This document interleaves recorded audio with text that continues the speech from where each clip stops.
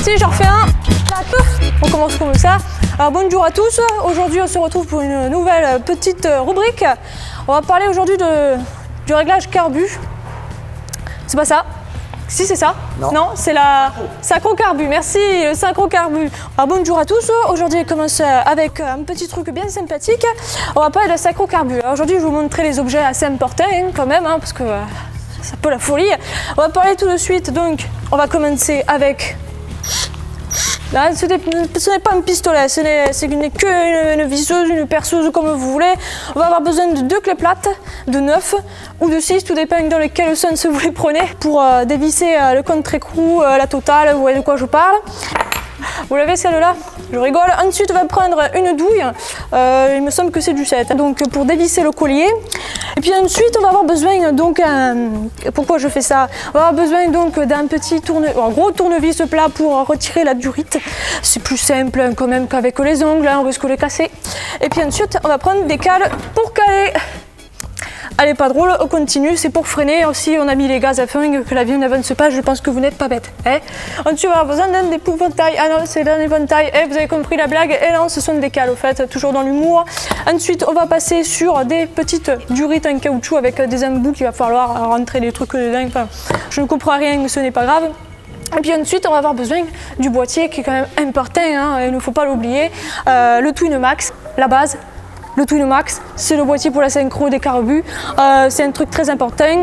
On va en avoir un deuxième, du coup, que je vais vous montrer tout de suite. On va avoir un deuxième qui sert au cas où celui-là ne fonctionne plus. Enfin, pourquoi ça ne fonctionnerait pas? Mais moi, j'en sais rien.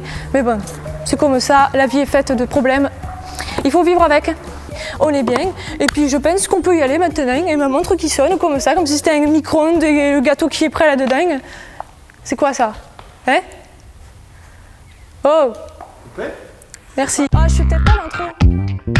Ceci est l'exercice numéro 1 pour les femmes.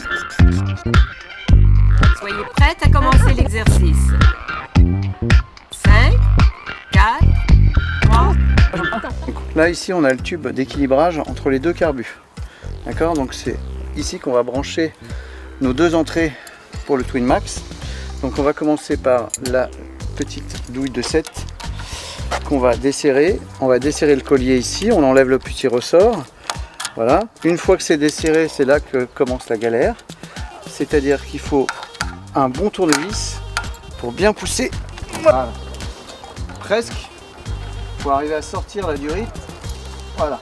On va se prendre une petite durite ici. On va se mettre la durite du Twinmax ici. Voilà. Petite douille de 7 pour desserrer le collier. On enlève le ressort. On desserre bien. On prend le gros tournevis. Et on pousse. Et celui-là, voilà, il est venu facilement. J'avoue que je l'avais un petit peu démonté avant quand même. Et on va mettre l'embout pour le Twinmax. Alors comme un bourrin, on enfonce ça. Il faut que ce soit un petit peu étanche. On enlève un petit peu le collier. Voilà. On est bien. Et maintenant on va brancher le Twinmax. Je vais mettre le A ici. L'entrée A ici. Le B ici. Hop. Voilà. On. Et ici on a le réglage du point 0. Avant de commencer, on le met à 0. Donc ils sont tous les deux reliés à chaque entrée de carbu. Entrée A, entrée B. Et là, on va démarrer le moteur. Les réglages qu'on va faire, ça va se passer ici. Je ne sais pas si tu vois les 2 écrous qui sont ici. C'est du 9. On va regarder lequel on doit tendre ou détendre pour que l'équilibrage soit bon. Donc dans un premier temps, on va faire tourner le moteur et on va regarder de combien on est décalé et on touchera ici les écrous pour retendre ou détendre le câble d'accélérateur d'un des carbus.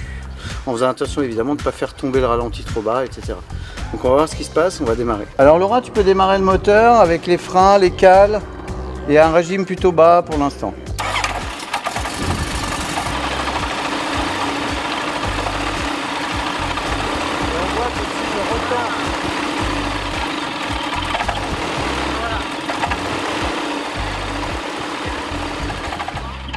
Donc là, ce que je constate, c'est que ça part à gauche et que quand je retends un petit peu le câble de ce carbu, ça revient au milieu. Donc ce que je vais faire, Évidemment, on a coupé le moteur. Je reprends mes 2 clés de neuf et je vais donc tendre un petit peu ici.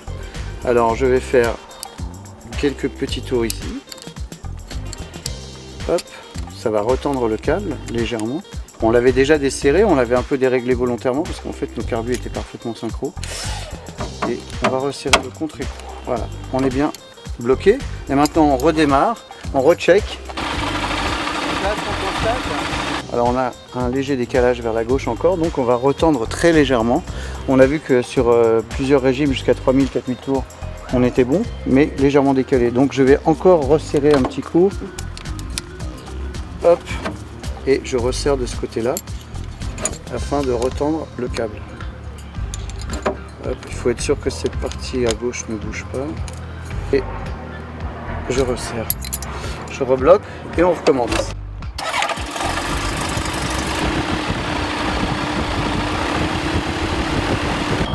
On peut considérer qu'on est bien réglé. Donc ça c'est le ralenti. Alors ce que je voulais dire, ce qui est important, c'est de ne pas oublier de régler le ralenti en butée mécanique sur le levier et non pas sur le carbu. D'accord, on va vous montrer le gros plan après, mais moi en dessous ici j'ai une butée mécanique qui bloque le ralenti. On parle de butée mécanique côté levier et on évite ici, on garde un petit jour pour pas que ça bute sur la partie mécanique du carbu. Hein, on laisse toujours un petit espace. Alors les cales, c'est une méthode alternative que vous pouvez voir sur la vidéo de la F-Plume par Pierre Pouchez. Ça évite d'utiliser le boîtier Twin Max par exemple, et on peut aussi gérer avec des cales, mais là il faut regarder la méthode sur YouTube. Donc nous on vous montrait juste une méthode avec le Twin Max. Ok, donc n'oubliez pas le ralenti, c'est en dehors de la synchro, mais le ralenti c'est bien de le mettre en butée mécanique côté levier et non pas côté carbu. Bon voilà, on a fait la synchro carbu avec le Twin Max, mais il existe aussi le CarbMate. C'est 2 systèmes différents. Il y en a un qui est sur batterie, l'autre qui marche avec une alimentation extérieure. Bon, ça marche pareil, le résultat est le même. Pourquoi on fait la synchro des carbus? Eh bien, ce qu'on veut, c'est que les papillons, la position des papillons soit synchronisée d'un carbu à l'autre. Si on n'est pas synchro, qu'est-ce qui se passe au ralenti? Par exemple, on va avoir des vibrations. Peut-être imperceptibles, mais à terme, ces vibrations vont user prématurément le moteur. Donc c'est pas bon pour le moteur. Je ne vais pas rentrer dans les détails, mais on est d'accord que moins ça vibre, meilleur c'est.